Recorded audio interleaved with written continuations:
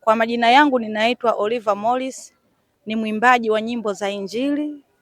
Kwa hiyo napenda kumshukuru Mungu sana kwa hatua nzuri ambayo nimefikia. Pia ninapenda kuwatambulisha kazi zangu ambazo nazifanya, na kuna wimbo mmoja au video unaosema kwamba Yesu Komando. Mimi ninaye Yesu Komando. Kwa nini nimeimba ninaye komando?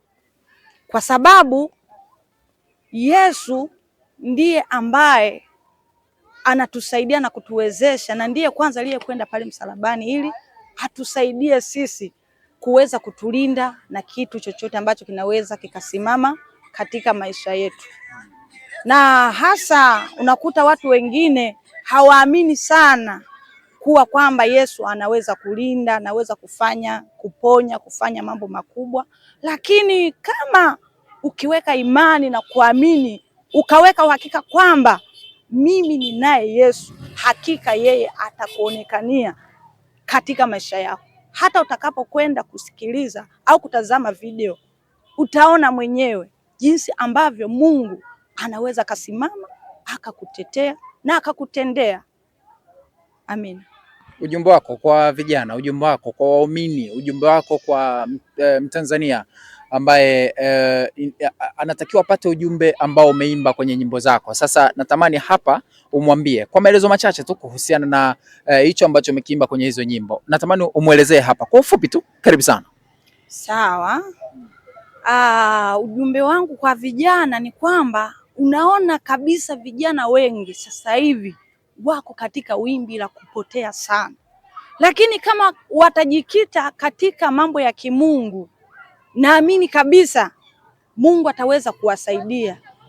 Hata watakapopita kusikiliza ile nyimbo, hakika Mungu atakwenda kugusa maisha yao.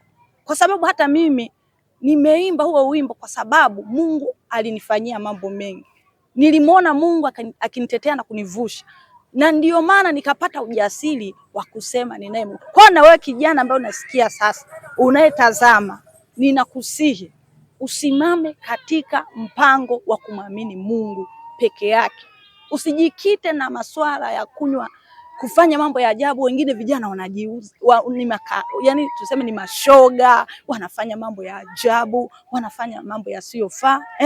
Kwa hiyo vitu kama hivyo wengine unakuta wanapotea katika masuala ya madawa ya kulevya.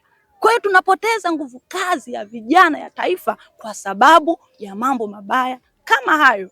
Kwani kushauri wewe unayenisikiliza, unayenitazama, jitahidi sana kuwa karibu na Mungu, naye atakusaidia. Kwa nani kutazama sasa hivi mitandao na kupataje YouTube, nyimbo zako ziko wapi? Karibu sana. Kwa naye nitazama, nyimbo zangu zinapatikana katika channel zangu. Kuna YouTube, kuna Instagram, kuna TikTok.